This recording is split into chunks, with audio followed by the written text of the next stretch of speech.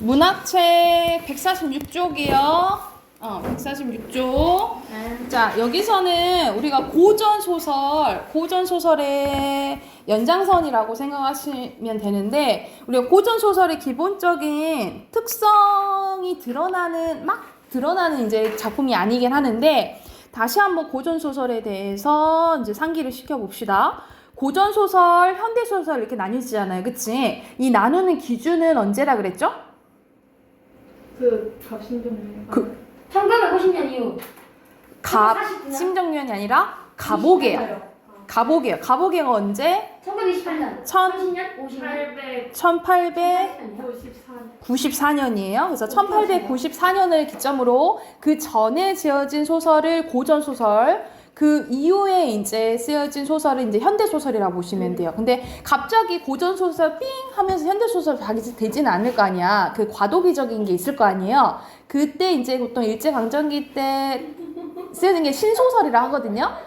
그래서 고전소설에서 현대소설을 갑자기 삥 가진 않으니까 그 과도기적에 쓰여진 게 신소설인데, 그 신소설은 작품이 많진 않아요. 그래서 잘은 안 나오거든요. 그래서 고전소설, 현대소설 이렇게 조금 구별해 주시면 되고요. 고전소설의 기본적인 특성부터 한번 가보죠. 첫 번째, 구성이 어떻게 이제 이루어지냐면, 자, 과거 회상하는 경우가 없어요. 과거 회상하는 경우가 없고, 시간 순으로 이제 진행이 돼요. 그럼 무슨적 구성? 그렇지. 순행적 구성이라고 보시면 되고. 맞췄어요. 잘했어.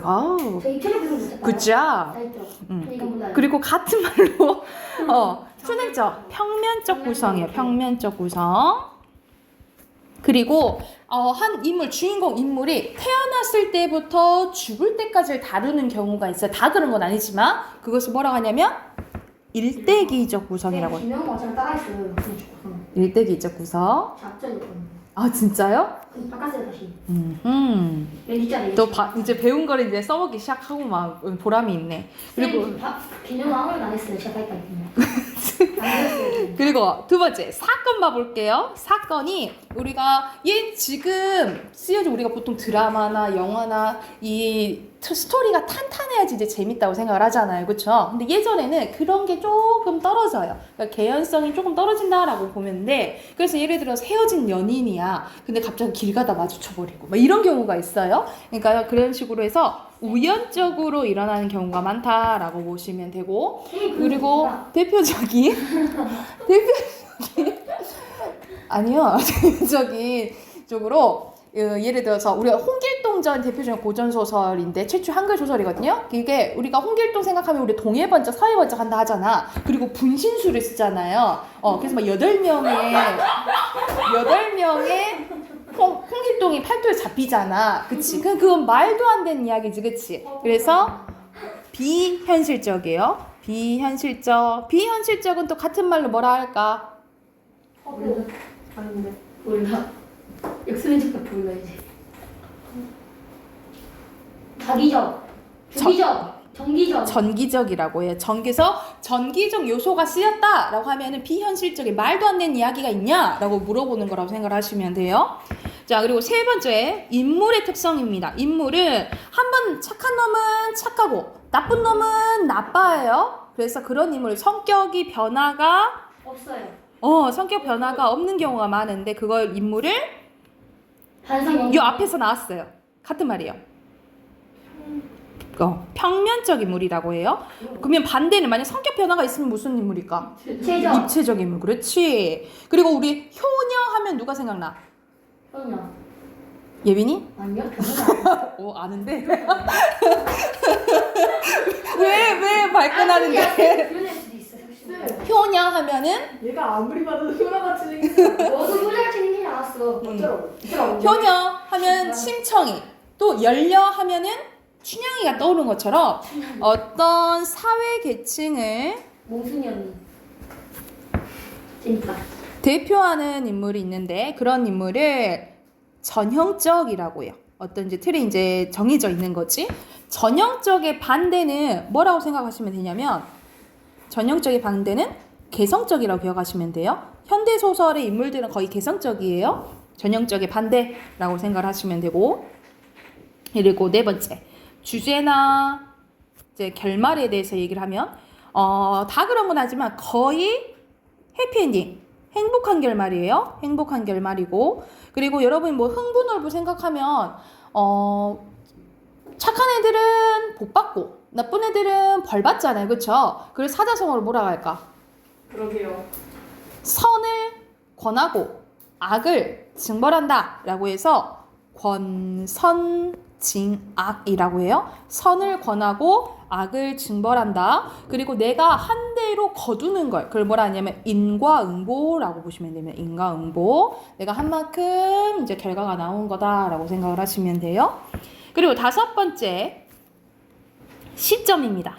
시점은 3인칭 다 전지적 작가 시점. 작가 시점이요.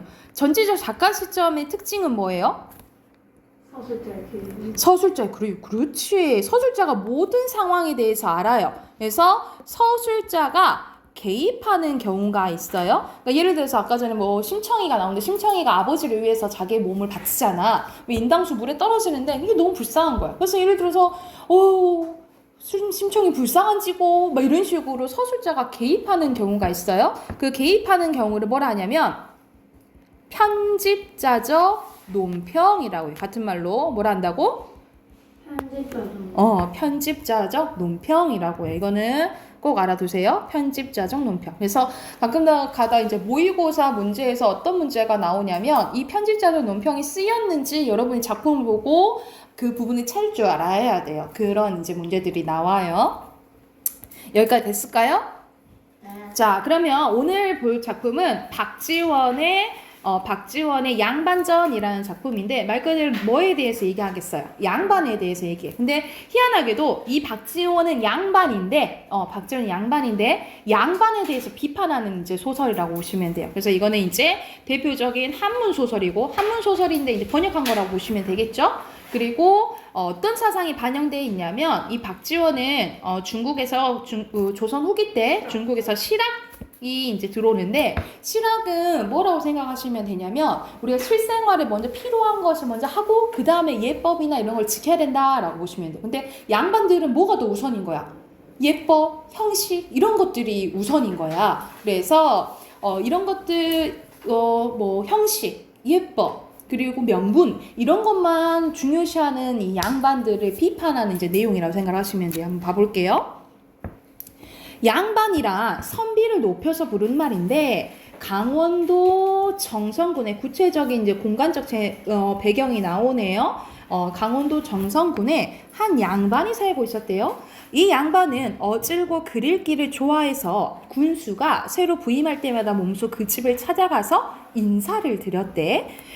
말 그대로 이제 지체위가 높은 이제 양반이니까. 그런데 이 양반은 가난해서 해마다 관청에 황곡을 구워다 먹었대. 우리가 보통 양반이라면 다 부자라고 생각하잖아, 그치? 그런데 조선 후기 때는 양반이어도 가난한 양반이 있고 그리고 이제 평민이어도 부자 이제 평민들이 생겨요. 그래서 이때는 신분제가 이제 무너지기 시작한다라고 보시면 돼요. 신분제가 동요되었던 시기다라고 보시면 됩니다. 꼬다못대 그 빚을 갚지 못해서 해마다 쌓여서 천섬에 이르렀대요. 강원도 감사가 정선고를 돌아보다가 황국 장부를 조사하고 크게 노하였는데 어떤 놈의 양반이 나라의 곡식을 죽는단 말이냐? 감사는 그 양반을 잡아 가두라고 명했대요. 군수는 그 양반이 가난해서 빚을 갚지 못하는 것을 딱하게 여겨 차마 가두지는 못했대. 그러나 군수도 양반의 빚을 해결할 방법이 없었다. 양반은 빚을 갚을 길이 없어서 밤낮 울기만 했대요. 어이구 갚을 생각을 해야지 울기만 했다라는 거야. 그러니까 얘는 능력이 있어 없어? 없는 거예요. 그래서 여기서는 양반의 무능력함을 할 수가 있다라고 보시면 되겠죠. 그러니까 생산 능력이 있어요, 없어요? 생산 능력이 없는 거야. 그래서 그의 아내가 양반을 쏘아 붙였다라는 거예요. 당신은 평소에 그리기만 좋아하더니 황곡을 갚는데 전혀 도움이 안 되는 거래요. 양반이 아니 한 푼 정치도 안 되는 그놈의 양반 하면서 여기서는 양반의 무능력함, 양반의 비생산성을 비판하는 말이라고 보시면 돼요. 그래서 양반이 황곡을 갚지 못해 곤란에 빠지자 그 마을의 부자가 양반의 황곡을 대신 갚아주고 양반의 신분을 사기로 합니다. 그래서 이때 당시에 또 시대적 배경을 알 수가 있어요. 조선 후기 때는 뭐가 가능했다? 신분 매매가 가능했다. 그래서 양반을 사고 파는 게 가능했다라는 것을 알 수가 있는 거죠. 그래서 군수는 첫 번째 양반 증서를 작성합니다. 이건 뭐냐면 이제 갑자기 군수가 양반이 다 그 빚을 갚은 거야. 웬일로 갚았대 해서 가보니까 이제 부자한테 양반을 팔았다는 소식을 듣게 된 거예요. 그래서 군수가 그럼 내가 증서를 써주겠다라고 해서 이제 모이게 된 거라고 보면 돼. 그래서 첫 번째 증서를 써주는데 자, 이거는 이제 양반이 해야 될 일에 대해서 막 얘기가 나와요. 화가 난다고 아내를 때리지 말고, 그릇을 내던지지 말고, 아이들에게 주먹질하지 말고, 죽으라고 종놈을 야단치지 말아야 한다. 소와 말을 꾸질 때 그것을 판 주인까지 싸잡아 욕하지 말고, 아파도 무당 부르지 말고. 왜? 양반들은 뭘 배우니까 그때 당시에? 유교, 그치? 유교 사상 때문에 그런 거죠. 제사 지낼 때 중도, 이게 불교니까 중도 부르지 말고, 추워도 화로에 겹불 찌지 말고. 우리 추우면 이렇게 하잖아. 불 가까이, 손 가까이 대잖아요. 이것도 하지 말라 이 말이야. 그리고 말할 때 입에서 침도 튀기면 안 되고, 소 잡는 일을 하지 말고, 돈으로 노름을 하지 말아야 된다. 왜냐면 돈을 만지는 것에 대해서 되게 천박하다고 생각을 했기 때문이에요. 이러한 사항을 어기면 이 증서를 토대로 관청에서 양반의 옳고 그름을 따질 것이다. 그러니까 여기서는 뭐에 대해서 나오는 거냐면 양반으로서의 의무에 대해서 얘기가 나오는 거죠. 근데 부자가 엄청 큰 돈을 주고 양반을 샀잖아, 그치? 근데 맨날 해야 될 것만 얘기 안 해. 그러면은 부자 입장에서는 불만이 생기겠죠, 그쵸? 그래서 이에 관청의 하인이 탁탁 도장을 찍는데 그 소리는 마치 북을 치는 것 같았다. 찍어놓은 모양은 하늘에 별이 펼쳐진 것 같았는데 호장이 증서를 다 읽고 나자 부자는 어처구니가 없어서 한참 보이다가 양반이라는 게 겨우 요것뿐입니까? 저는 양반이 신상 같다고 들었는데 정말 이렇다면 재미가 없는걸요. 원하옵건데 제게 이익이 되도록 문서를 고쳐주세요 라고 한 거예요. 그래서 문서를 다시 작성했대요. 그때 두 번째 증서입니다. 하늘이 백성을 낳을 때 네 수로 구분했는데 네 가지 백성 가운데 가장 높은 것 선비이네. 이곳이 곧 양반이다. 양반의 이익은 막대하다. 농사도 짓지 않고 장사도 하지 않았다. 글만 대충 읽어도 크게 되면 문과 급제하고 작아도 진사가 된다. 그러니까는 공부 조금만 하면은 어떻게 할 수도 있다 이 말이야. 우이도식 하면서 잘 살 수 있다라는 거예요. 농사도 짓지 않고 장사도 않고 잘 먹고 잘 살 수 있다라는 거예요. 그러니까 말도 안 하고도 굳이 큰일 안 하고도 잘 먹고 잘 살 수 있다. 이걸 뭐라 하냐 무의도식이라고 하거든요. 무의도식 할 수 있다라고 이제 얘기를 하는 거야. 그리고 벼슬을 아니하고 시골에 묻혀 살더라도 모든 일을 제멋대로 할 수 있대. 강제로 이웃의 솥을 끌어다 먼저 자기 땅을 갈고 완전 이거는 단적으로 말하면 아하치 짓인 거지, 그치? 아하치잖아. 남의 것을 가갖고 내 논 가라 이렇게 내 밭 가라 이렇게 하는 거지, 그쵸? 마을의 일꾼을 잡아다 먼저 자기 논에 기분을 맨들 누가 감히 나에게 대들겠느냐? 대든다 못 대든다? 못 대든다라는 거예요. 니놈들 코에 잿물을 들이붓고 머리끝에는 화가 휘 돌리고 귀밑 수염을 다 뽑아도 누가 나를 원망하겠는가. 그러니까는 야 양반 되면 엄청 좋아, 네 멋대로 이렇게 다 해버릴 수가 있어 라고 얘기를 하는 거예요. 근데 사실 이거는 올바른 거예요? 올바르지 않은 거잖아요, 그치? 그래서 여기서는 뭐에 대해서 나온 거냐면 양반의 비도덕적인 행동 그리고 백성에 대한 횡포에 대해서 얘기했다라고 보시면 됩니다. 그러니까는 이러한 양반의 모습을 비판하는 거죠, 그렇죠? 그래서 부자는 얘기를 듣고 있다. 그만두시오. 참으로 맥락한번 나를 도둑놈으로 만들 작생이요 라고 얘기를 하는 거야. 그러니까 고로 여기서 하고 싶은 말은 뭔 거야? 양반은 뭐다? 도둑놈이다 라고 이제 얘기를 하는 거죠, 그치? 그래서 이 도둑놈이란 말은 양반을 단적으로 한 번에 보여주는 거라 생각하면 돼. 단적으로 비판하는 말이라고 보시면 됩니다. 그래서 부자는 머리를 흔들면서 떠나버렸다. 그러고는 죽을 때까지 다시는 양반이 되고 싶단 말을 입에 돌리지 않았대요. 이런 내용이에요. 그래서 자, 정리된 거 봐보죠. 146쪽. 왼쪽에 빈칸 넣을게요. 자, 여기서는 아내 양반 부자 나오는데 양반은 뭘 팔았어요? 자신의 신분 팔았죠. 그렇지. 빈칸 신분. 그리고 밑에는 작품에 나타난 사회상인데 양반의 권위가 무너져서 몰락한 양반이 생겼죠. 그래서 무슨 동요? 신분제의 동요예요. 신분제의 동요가 일어났다라고 보시면 되고, 그리고 뭐의 신분을 살 수 있었어요? 양반, 그치. 양반의 신분을 살 수 있었다라고 보시면 됩니다. 그래서 빈칸 넣으시면 되고요. 그리고 147쪽에는 1차 매매 증서와 2차 매매 증서에 대한 설명 나와 있어요. 1차 매매 증서는 할 것들이 너무 많은 거야. 허례허식이 되게 많은 거예요. 그래서 체면을 중시하고 허례허식, 쓸데없는 예의 같은 거, 의식 같은 거 이런 게 많다 이 말이야. 이것에 빠진 누구의 모습을?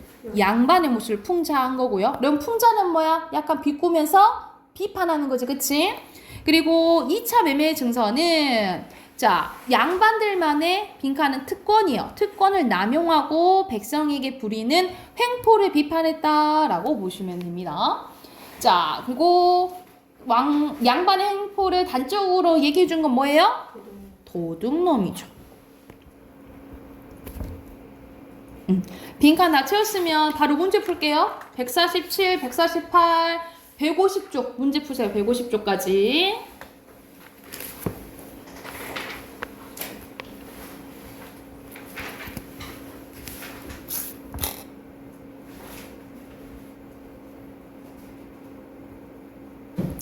답 확인해볼까요? 안 돼요. 자, 1번 가보자. 1번에 적절한 것은 너무 잘 보인다, 그치? 1번. 1번, 그렇지. 신분을 사고 팔 수 있었고. 2번의 주된 표현 방식은 양반을 비판하는 거잖아요, 그쵸? 2번. 그래서 2번이고요. 풍자.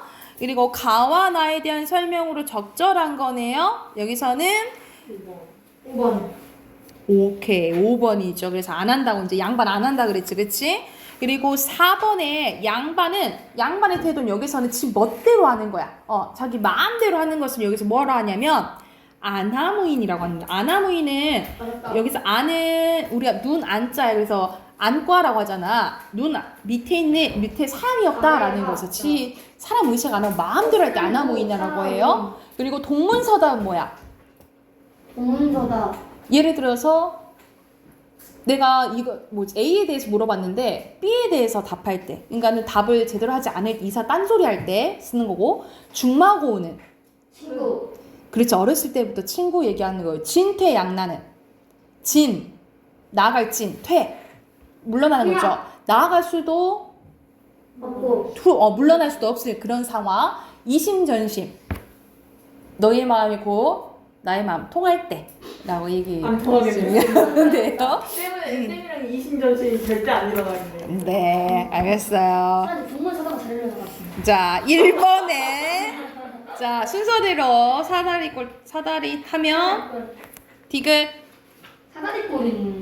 사다리 잘 타면 디귿, 니은, 기역, 리을이죠. 순간 틀린 줄 알았어. 그래, 밑에는 허례허시. 3번에 명랑이랑 맹랑 너무 다르잖아요. 맹랑하게. 특권. 오케이, 특권.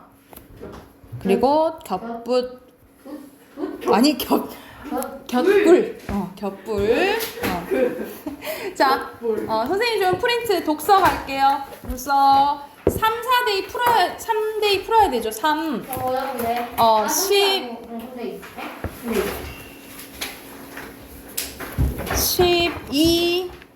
12쪽이죠. 네. 10쪽인데요. 10쪽 할 차례인가요? 네. 10쪽부터 15쪽. 13쪽까지 푸시면 돼요. 10쪽부터 13쪽. 재밌는데. 그게 뭔가? 그 다 나와서 싸우는 거. 어쩌라고? 10쪽부터 문제 푸시게요.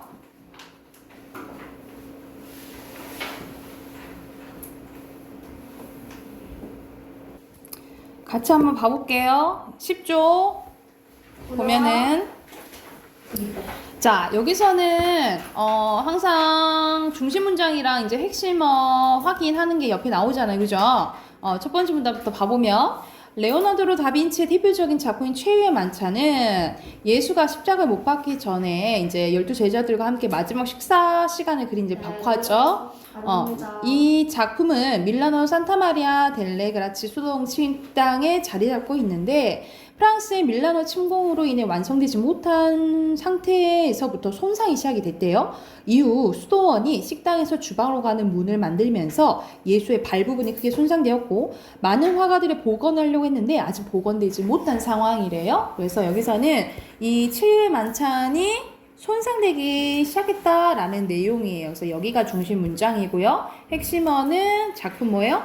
최후의 만찬이라고 보시면 되고요. 표시하시고 최후의 만찬과 같은 벽화가 손상되는 것은 벽화가 만들어지는 기법과 관련이 있는데 벽화는 이탈리아어로 프레스코라고 한대요.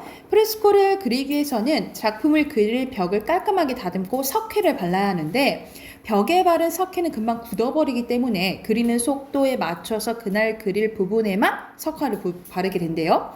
벽화를 그리는 화가는 벽에 석회를 바른 뒤 젖은 상태에서 목탄이나 석탄가루로 간단하게 스케치를 하거나 바로 색을 칠하는데 이때 색칠은 가루, 연료에 물을 섞은 것을 활용한대요. 즉 프레스코는 젖은 벽에 색칠 연료를 입히는 작업이기 때문에 화가가 원하는 대로 칠하기 좀 어렵다는 이제 내용이 나오네요. 그래서 여기서는 벽화가 벽화가 이제 손상되는 것은 뭐와 관련이 있다? 기법과 관련이 있다라는 주된 내용이에요. 핵심어 손상이고요. 또는 뭐 기법에도 맞을 것 같긴 해요. 근데 우선 손상해 주시고 이를 해결하기 위해서는 부온 프레스코와 세코 프레스코 기법이 만들어졌는데 부온 프레스코는 액체 안료에 계란 노른자 꿀 등을 섞어서 화가가 붓질하기 편한 끈적끈적한 물감 형태로 만들어지는 걸 의미한데 이러한 형태의 물감은 벽이 마르는 동안 석회의 자리를 잡게 되고 벽의 일부분이 되기 때문에 손상이 쉽게 되지 않는데요. 그럼 여기서는 뭐에 대한 설명? 부온 프레스코에 대한 설명이죠. 여기가 중심 문장, 핵심어는 부온 프레스코고요. 그러나 부온 프레스코는 화가가 원하는 색이 나오지 않는 경우가 생길 수 있다는 문제가 있는데 단점이 있는 거지. 그래서 화가들은 벽에 바른 석회가 완전히 굳은 다음 한 번 더 덧칠하는 방식인 세코 프레스코 방식을 활용한대요. 덧칠하는 거래 이거는. 이 기법은 물감과 벽이 하나가 아니기 때문에 시간이 지남에 따라 갈라지고 벗겨져서 지속적으로 복원해줘야 되는 단점이 있습니다. 그래서 다빈치의 최후의 만찬 역시 세코 프레스코 방식으로 그려진 것이기 때문에 지속적으로 또 발라주고 해줘야 된다는 거지. 그래서 여기서는 세코 프레스코에 대한 설명이 나오죠. 그래서 마지막 결과적으로 최후의 만찬은 뭐로 그려진 거다?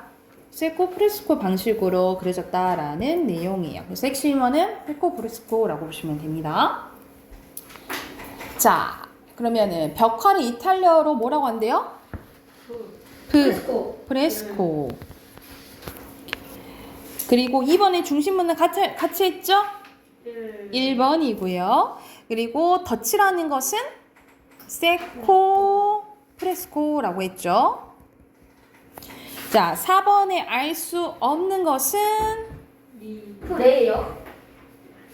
프레? 네? 프레스코예요. 프레스코요. 세코 프레스코. 프레스코요? 프레스코. 여기서는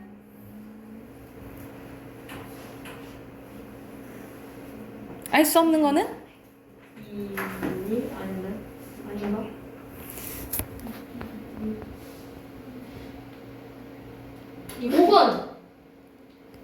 복원하기 어려운 게 복원 계속? 아직은 못했지만 어렵다는 게 아니라 계속 해야 된다는 소리잖아요. 그쵸? 그래서 5번이에요. 역시 나요. 다 이제 좀 헷갈릴 수 있는데 5번에 알맞지 않은 것은 안 되니까 시간. 여기서는 바뀌었죠? 1번입니다. 세코 프레스코. 부온 다음에 세코가 나온 거지, 그치? 자, 그 다음 두 번째 가볼게요. 착취가 정당화되는 사회래. 제목만 봐도 뭔가 화가 나는 내용이네요. 어떤 내용인지 한번 가볼게요. 아, 나만 화가 난가요? 선생님 어저께 영화를 오랜만에 봤는데 용감한 시민 봤거든요. 용감한 시민 봤는데 봤어요? 그래서 거기서 학교 폭력과 관련된 거, 갑질과 관련된 재밌죠? 건데 근데 앞부분에 너무 화가 나는 상황이 너무 많이 나와 있는 거야. 선생님이 이제 너네들 학생들을 가르치는 직업을 가지다 보니까 거기서는 완전히 스폰 안 된다고? 하여튼 기름질 씌운다. 그러니까 처음에는 되게 화가 나는 이제 장면들이 있는 게 많았는데 결말은 참 괜찮았던 것 같아요. 고양이가 싸워가지고 이겼어. 아니 스포하지 말라고. 스포하지 말라고 하잖아. 자, 여기서 어떤 내용인지 볼게. 첫 번째 내용 봐보자. 일자리와 관련된 한 업체의 조사에 따르면 첫 번째부터 조사 결과가 나오네요. 청년 아르바이트생 16명 중에 1명은 최저임금 미만의 금액을 받고 일을 하고 있다고 합니다. 여기에서의 최저임금이란 말 그대로 근로자에게 그 아래로 지급해서 안 된다고 정한 급여나 보상의 액수인 거예요. 근데 법으로 보장되어 있는 최저임금 제도가 온전히 지켜지지 않고 있는데 그 이유는 무엇일까라는 의문 제기한 거야. 그래서 마지막 문장이 중심 문장이고요. 핵심어는 최저임금 제도겠죠. 근데 진짜 심하더라. 내년에도 10,000원이 안 되잖아요, 최저임금이. 근데 1,920원. 근데 요즘에는 한 끼 밥을 먹으려고 해도 10,000원 보통 넘잖아요. 그치? 10,000원 넘어요. 그러니까 그래서 물가는 너무 오르는데 예를 들어서 나갈 건 엄청 많은데 사실상 내 월급은 오르지 않는 이제 그런 지금 상황인 거지. 자본주의 사회의 자본가는 자신이 가진 자본으로 기계와 재료를 사고 기계를 가동해서 제품을 만듭니다. 이때에도 스스로 제품을 생산하는 것이 아니라 이를 대신해줄 노동자를 고용을 하는데 기계나 재료는 구입할 때 이를 활용하여 생산할 수 있는 제품의 양 등을 미리 예측할 수 있습니다. 그러나 노동자가 생산하는 제품의 양은 노동자가 어떠한 능력을 얼마나 발휘하느냐에 따라 달라질 수가 있다는 거예요. 이 때문에 한 명의 노동자가 생산할 수 있는 제품의 양과 질은 미리 예측할 수 있다 없다? 없다라는 거야. 그래서 여기서는 자본가는 기계를 작동해서 생산하지만 사실 노동자가 하는 거는 예상할 수 없다라는 내용이에요. 그래서 여기서는 자본가에 대한 내용이 나오고 자본가들은 최소한의 자본을 들여 최대한 이윤을 얻으려고 하죠. 그렇죠? 그래서 기계와 재료의 양 등은 정해진 것 대신에 정해지지 않는 것, 즉 똑같은 월급을 받고 더 많이 일할 수 있는 사람을 선호하게 됩니다. 이러한 일련의 과정에서 노동력 착취가 일어나게 된다라는 거예요. 그래서 이러한 이유로 노동력 착취가 일어난다. 그래서 핵심은 노동력 착취예요. 문제는 자본주의 사회에서 자본가가 자본을 늘림으로써 경제를 성장시키는 즉 사회 전체를 위한 일을 하는 사람으로 여겨지는 게 쉽다라는 게 있는데 노동자를 착취하거나 노동자들의 최저임금을 보장해주지 않는 등의 부당한 일이 경제성장이라는 더 큰 가치를 위해 인정되는 것은 어쩔 수 없는 식의 정당화가 자본가들에 대한 이런 인식에서 기인됐기 때문이라는 거지. 그치? 그래서 자본가들은 당연히 이렇게 해야 되는 거 아니야? 그럼 우리는 뭐 먹고 살아? 이런 이제 생각이 밑바탕이 있다라는 거지. 그래서 여기서는 첫 번째 문장보다는 두 번째 문장이 중심 문장이라고 보시면 돼요. 좀 긴데. 그래서 여기서는 자본가들이 뭐 한다 이 말이에요. 정당화한다라는 거지. 핵심은 정당화예요. 이러한 논리로 자본주의 사회에서 추구하는 경제성장을 위해 자본가들의 이기심이 정당화된다면 최저임금을 보장되지 않는 노동자들에 대한 착취는 지속될 수밖에 없다. 과연 이 착취가 정당하지 않다면 무엇을 바꿔야 하는지 생각해 볼 시점이다. 라고 해서 이제 이러한 착취가 일어나서는 안 된다라는 내용이라고 보시면 됩니다. 얘가 다 표시됐을까요? 그러면 6번에 빈칸은 노동자고요. 그리고 7번에 같이 했죠. 몇 번? 2번이고 최소한의 뭐를 들여서? 빈칸 자본. 그리고 9번에 알맞지 않은 거네요. 여기서는 자본가들이 그렇게 생각을 하는 거지 최저임금 제도가 지켜지지 않는 게 필수적인 생산은 아니죠. 그쵸? 4번이고요. 10번 기업에 대한 이유로 가장 적절한 것은?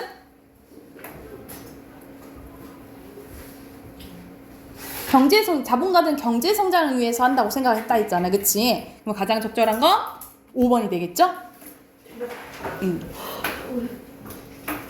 얘가 됐을까요? 오케이. 오케이. 문법 꺼내볼게요. 문법 답하긴 해야 되죠? 선생님 저희 과 3년 일한다 이거 봐요. 3학년, 근데 이 다시 잘못해요. 3학년 거예요? 쌤 저희 학원비가 오르는 거 아니에요? 아니을걸? 좀 학년별로 하는 거 아니야?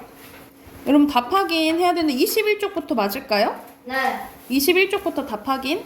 네, 안 그러면 어떡해요? 여기는 맞죠? 21쪽부터 하는 거 맞죠? 네. 여기는 그건 같이 나? 아닌가? 안 저 했어요. 했어요. 무슨 했어? 혼자 있냐? 어. 생각 안 나? 좀 틀렸어. 이상한 거. 도마 여기 채점하는 거 맞지? 어, 네, 못 오케이. 믿어요, 저희들. 아니 확인한 거예요. 다시 한번 언니 긴가민가 하길래 1번 의문에 대한 설명 적절한 거. 의문은 우리가 말의 뜻을 구별해주는 소리의 가장 작은 단위라 했잖아요. 그래서 자음, 모음, 소리의 길이 있죠. 2번이고요. 음절의 수는 여러분 글자 수 생각하면 되지. 글자 수 가장 많은 건 5번. 의문의 수 여기선 2개 2번이다. 그치? 3개 3개죠. 자, 4번에 적절하지 않은 거 여기서는 우리가 아 했을 때 저몸으로 갈수록 입이 더 커지지? 5번이고요. 그리고 이중모음이 사용된 것은 5번.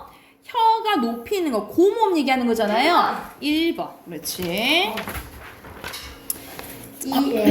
천천히. 7번에 아는 고중저잖아. 그러면 이에 그렇지. 4번이고요. 그리고 여기서는 이에 위에 우어 이건 전설이냐 후설이잖아요. 그치? 그래서 2번이고요. 혀의 앞뒤 위치. 그리고 여기서는 중감이니까 중모음이지. 그 다음에 최근 뒷전이가 후설모음이죠. 그리고 원순모음인 것은 3번. 오케이 5고요. 9번에 3번. 여기서 적절하지 않은 거 4번. 오케이. 점점 더 멀어져야겠지. 입천장이라 저모음을 갈수록. 자, 저모음이면 저모음도 있고 전설모음도 있고 원순모음도 있는 것은 3번. 오케이. 3번입니다. 자, 12번 가볼게요. 혀의 위치가 일정한다는 것은 이거는 단모음 얘기하는 거야. 단모음이면서 뒷부분이니까 후설모음이면서 입이 벌어진다라는 거니 입이 크게 벌어진 거니까 거의 저모음이겠죠. 그쵸? 2번. 그리고 평순이어야겠지? 그래서 2번이에요.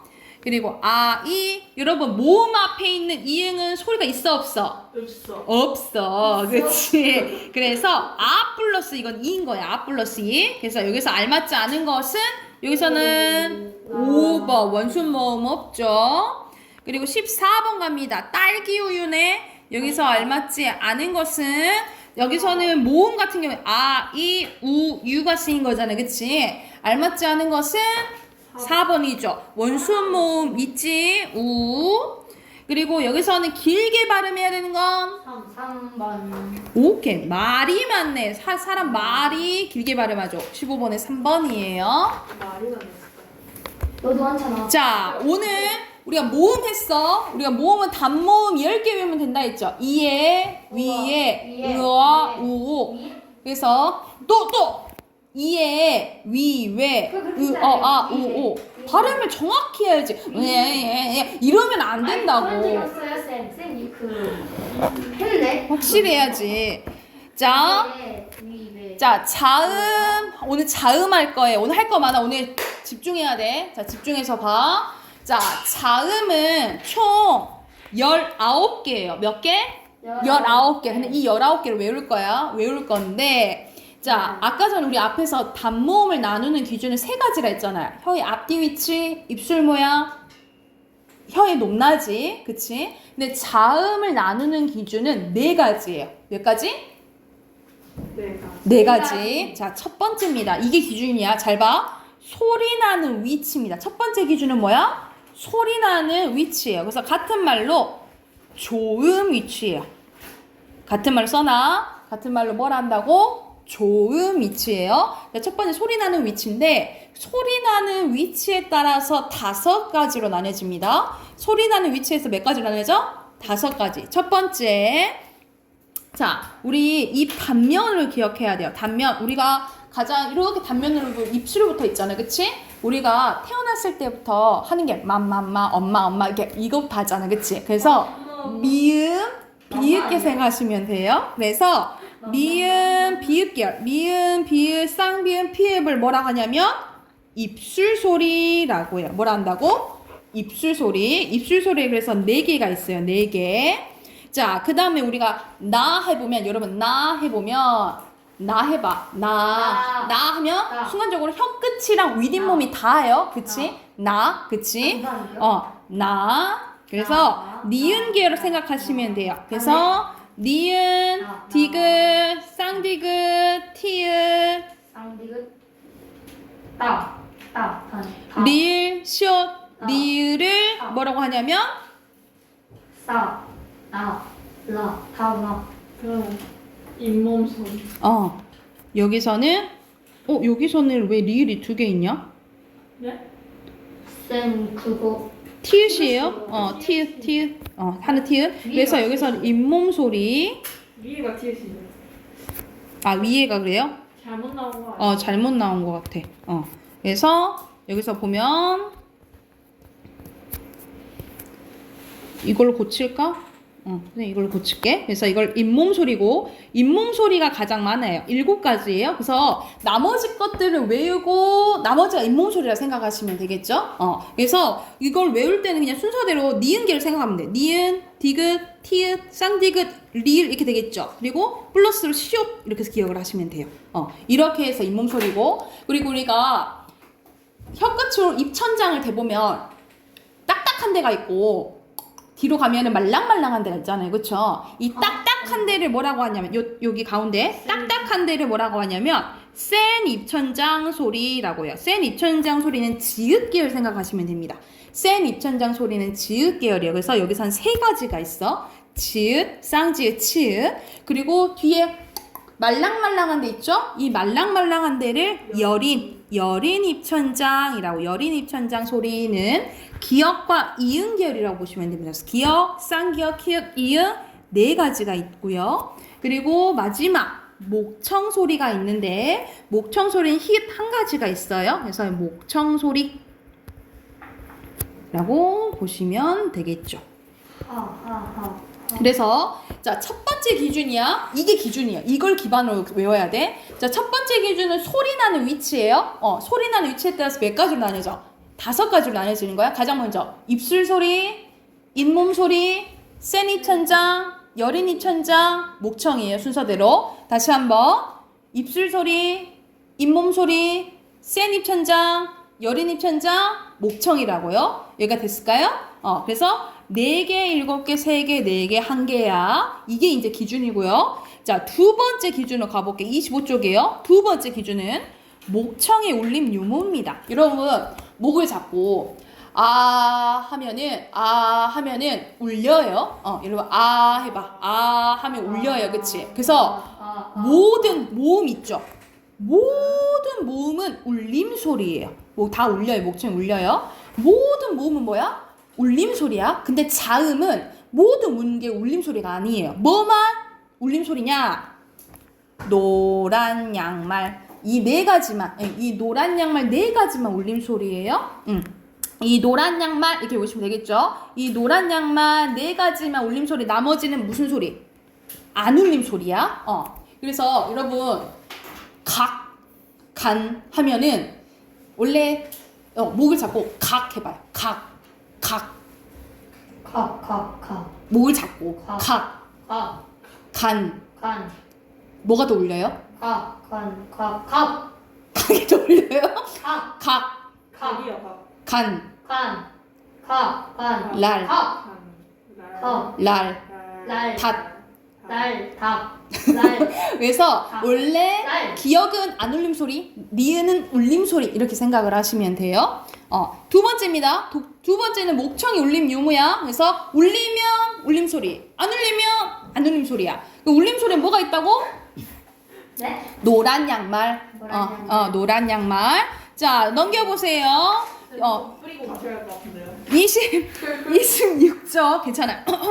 26쪽. 자, 세 번째 소리 내는 방법인데 여기 또 중요해. 세 번째는 뭐야? 소리 내는 방법이야. 같은 말로 조음 방법이야. 조음 방법. 소리 내는 방법인데 이것도 5가지로 나뉘어져요. 이것도 5가지로 나뉘어져. 먼저 자, 파열음 봐볼게요. 파열음은 여러분 어느 한 곳을 막으면서 탁 터뜨린 소리라 생각하면 돼. 자, 어느 한 곳을 막으면서 뭐라고? 탁 터뜨린 소리인 거예요. 그래서 그드브 계열 생각하면 돼요. 기역, 디귿, 비읍 계열 생각하면 돼. 그드브, 탁. 그래서 기역, 디귿, 비읍 계열 생각하면 돼. 그러면 키읔, 티읕, 피읍도 쌍기역, 쌍디귿, 쌍비읍도 무슨 음이겠니? 파열음이겠죠. 알겠죠? 파열음인 거야. 기역, 그드브 계열은 파열음이에요. 자, 근데 마찰을 먼저 해볼게. 마찰은 우리가 마찰된다라는 거 부딪히는 거잖아, 그치? 그러니까 이 만에서 마찰이 일어나면서 나는 소리예요. 그래서 시옷과 히읗 계열 생각하시면 돼요. 시옷과 히읗이 마찰음이야. 시옷과 히읗이 뭐라고? 마찰음이야. 그러면 파찰은 뭐냐면 파열도 일어나고 마찰도 일어나는 거야. 그걸 파찰음이라고 하는 거야.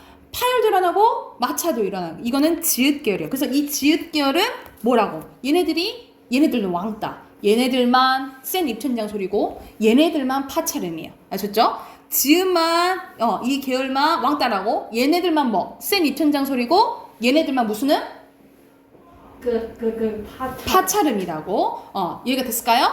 그리고 자 그럼 이렇게 묶어서 여러분 이렇게가 묶어서 앞에서 배웠던 얘네들이 안 울림 소리야. 표시해놔. 이렇게가 묶어서 얘네들만 안 울림 소리야. 안 울림 소리. 얘네들만 안 울림 소리고 예빈아 표시. 안 울림 소리. 그리고 여기서 이제 여기 나온 게 울림 소리요. 아까 선생님 울림 소리 내가 뭐 있다 했어?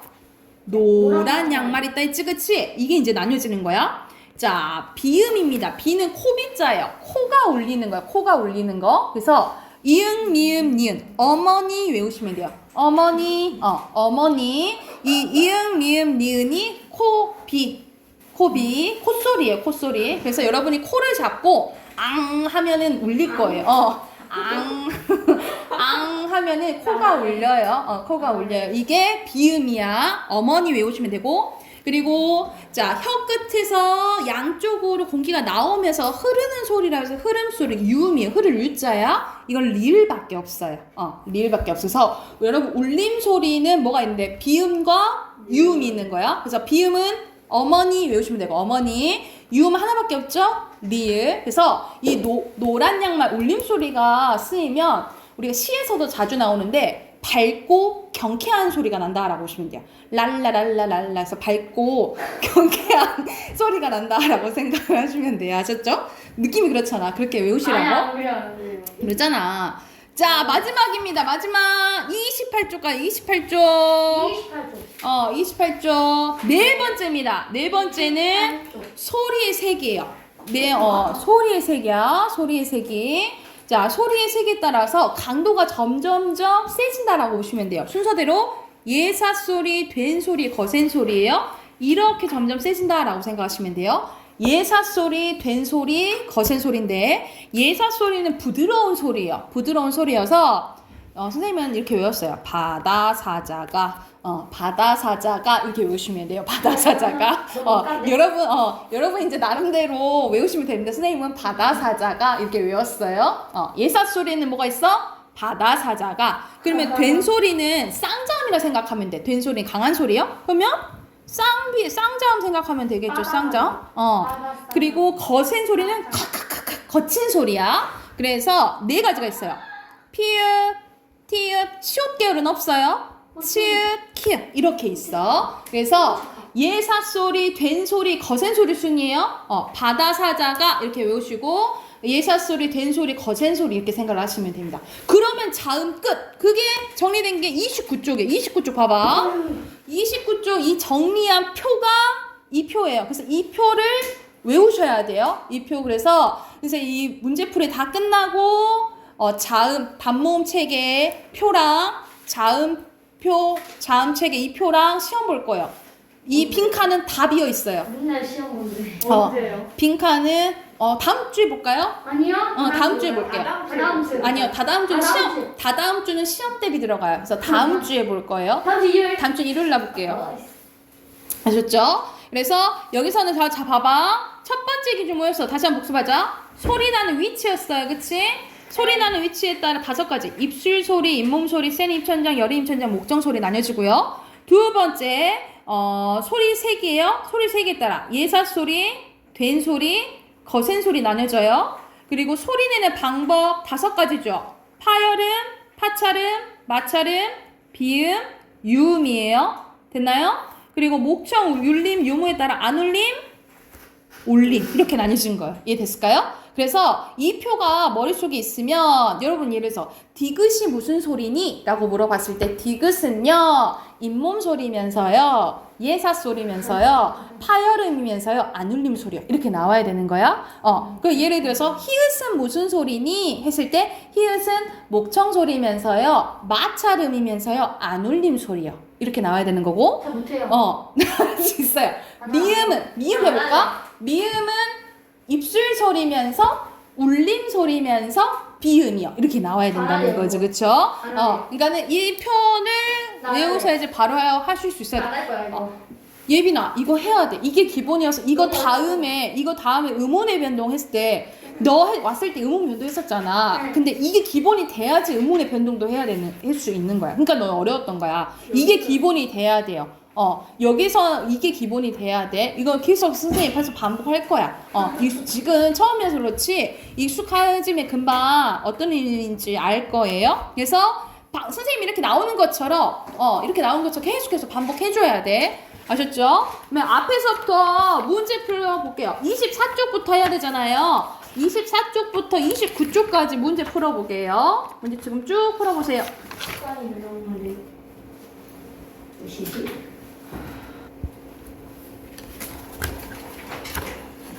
거기 29쪽까지 풀어오시고 내일 채점할게요. 그리고 이어서 문제 풀어봅시다. 아셨죠? 그리고 내일 어휘 시험 보니까 20일, 20일 공부해 오세요. 네. 네,